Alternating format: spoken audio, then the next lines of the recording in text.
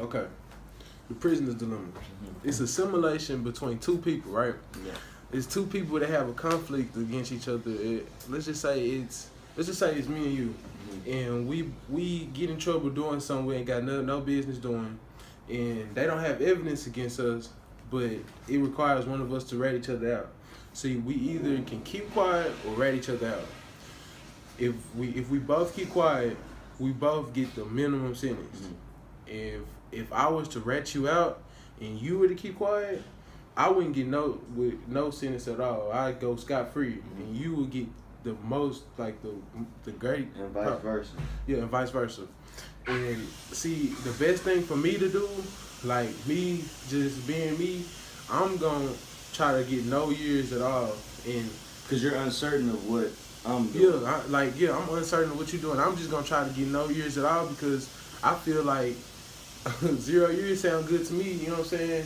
To tell on my homeboy, but you got to understand that you're on the other side. We separated. You're on the other side, and you're thinking the same thing. Like, so we need something to like bridge that. Yeah, and yeah. Like, if you thinking the same thing, and we both think the same thing, we both gonna end up ratting each other out. You know what I'm saying? And that's gonna be the worst thing. Like, if we both rat each other out, we're gonna have the worst.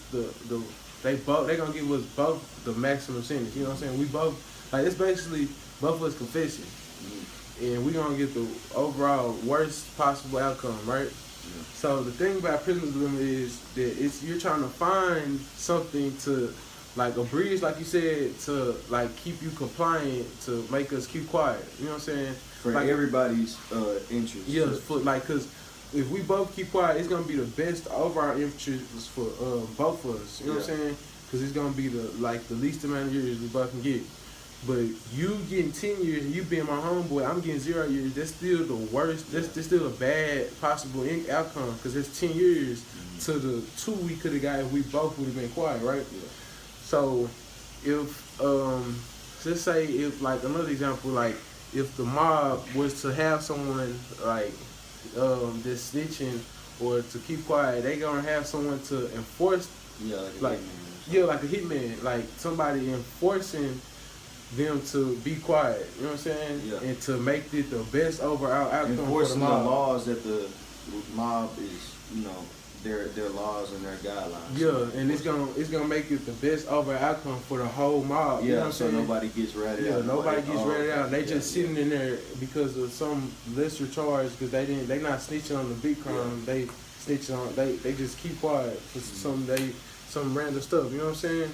So you understand what I'm saying? Like, if so basically, what we're trying to get is an overall happy medium for everybody. Yeah.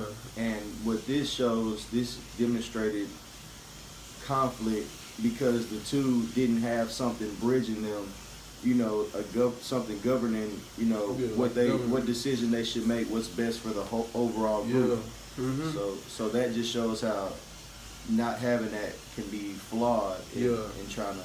Yeah, that's why we need a government, because everybody in the world is gonna go for what's best for them. Yeah. You know what I'm saying?